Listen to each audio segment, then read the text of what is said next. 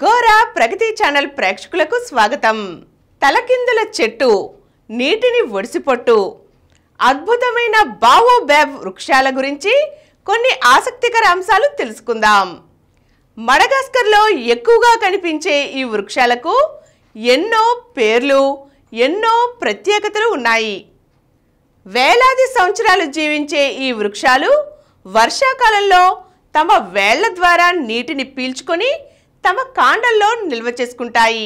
ఈ వృక్షాలకు ఈ ఒక్క ప్రత్యేకతే కాదండి, చాలా ప్రత్యేకతలు ఉన్నాయి. వీటిని కొందరు దేవతా వృక్షాలని పిలిస్తే, కొందరు కల్ప వృక్షాలని ఆరాధిస్తారు. చాలా దేశాల సంస్కృతి సాంప్రదాయాల్లో వీటికి ప్రత్యేకమైన భాగం, ప్రత్యేకమైన స్థానం ఉన్నాయి.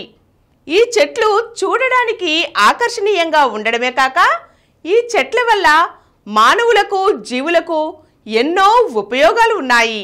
వీటి కాండంలోని నీరు ఈ చెట్ల ఫలాలు, బెరడు ప్రతి ఒక్కటి జీవులకు ఆహారంగాను అనేక విధాలుగాను ఉపయోగపడుతుంది. అందుకే ఈ చెట్టును కల్పవృక్షం అంటారు. అలాగే ఈ చెట్టును దేవతా వృక్షం అని ఎందుకంటారంటే, ఈ వృక్షానికి పొగరు ఎక్కువట. అందుకని దేవతలు తమ దేవతాలోకంలో ఉన్న ఈ వృక్షాన్ని వేళ్లతో సహా పెకిలించి భూమిపైకి అలాగే తిరగేసి విసిరేశారట. దీంతో వేళ్ళు పైకి, చెట్ల ఆకులు భూమిలోకి చొచ్చుకుపోయాయట.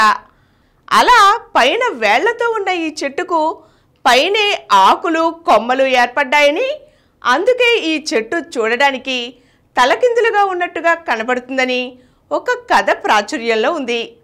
ఇదండి ఈ చెట్టుకు దేవతా వృక్షం అనే పేరు రావడానికి గల కారణం. అలాగే ఈ చెట్టును ట్రీ ఆఫ్ లైఫ్ అని కూడా పిలుస్తారు. ఎందుకంటే మనం ముందుగా చెప్పుకున్నట్లుగా ఈ చెట్ల బెరడు, ఫలాలు, ఆకులు అలాగే వీటి కాండంలోని నీరు ఎంతో ఔషధ గుణాలను కలిగి ఉంటాయట. దీని బెరడు, పండ్లు 300 రకాలుగా ప్రాణం నిలపడానికి తోడ్పడతాయి. స్థానిక వైద్యంలోనూ, సాంప్రదాయాలు, జానపద జీవనంలోనూ వీటి మూలాలు చొచ్చుకు వెళ్ళాయి. ఈ వృక్షాలు 5000 ఏళ్ల వరకు జీవిస్తాయి. భారీ కాండంతో కూడిన ఇవి 100 అడుగుల ఎత్తు వరకు పెరుగుతాయి. రకరకాల జీవులకు ఆవాసం కల్పిస్తాయి. ఆహారం, నీరు అందిస్తాయి. ఆఫ్రికాలో నివసించే సముదాయాలు ఈ చెట్ల చుట్టూరా తమ ఆవాసాలను ఏర్పాటు చేసుకుంటారు. ఇవి పర్యావరణానికి కీలకమే. ఆఫ్రికాలోని సవానా ప్రాంత పొడి పర్యావరణ వ్యవస్థకు బావోబాబ్ వృక్షాలే ఆధారం. ఇవి నేల తేమగా ఉండటానికి, పోషకాల పునర్వ్యవస్థీకరణకు తోడ్పడతాయి. వీటి వేళ్లు బలంగా ఎక్కువ దూరాలకు విస్తరించటం మూలంగా నేల కోతకు గురికాకుండా అడ్డుకుంటాయి. వీటి పూలు రాత్రిపూట పూస్తాయి, ఒక రోజులోనే రాలిపోతాయి. పొడి కాలంలో పోషకాలతో కూడిన పండ్లని అందిస్తాయి. ఈ పండ్లలో విటమిన్ సి దండిగా ఉంటుంది. చాలా జీవులకి ఇవి ఆహారం. ఈ చెట్లు వర్షాకాలంలో నీటిని పీల్చుకొని కాండంలో నిల్వ చేసుకుంటాయి కదండి. అందుకే బల్లులు, పక్షులు, కోతులు, చివరికి ఏనుగులు సైతం వీటి నీటి మీదే ఆధారపడతాయి.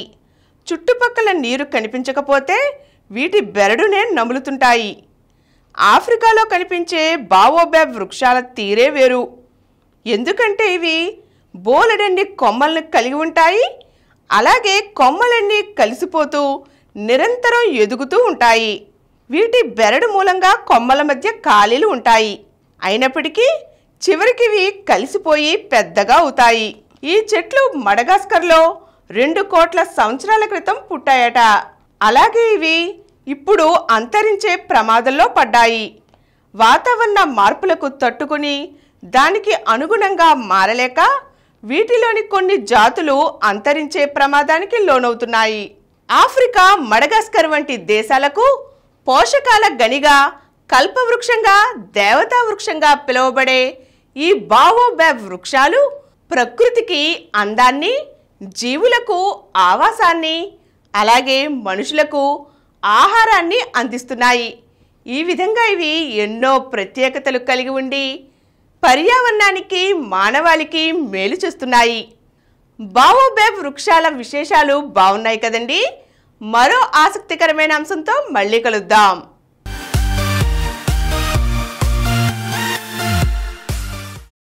ఈ కార్యక్రమం మీకు ఎంతో నచ్చింది కదా.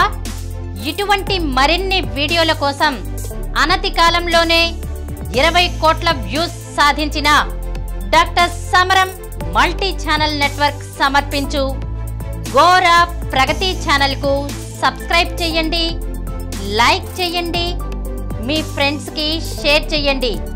అలాగే ప్రక్కనున్న గంట సింబల్ని ప్రెస్ చేయడం మర్చిపోకండి. Please download Samaram Channels app from Google Play Store and watch your favorite channels. Click the bell icon and subscribe to the channels.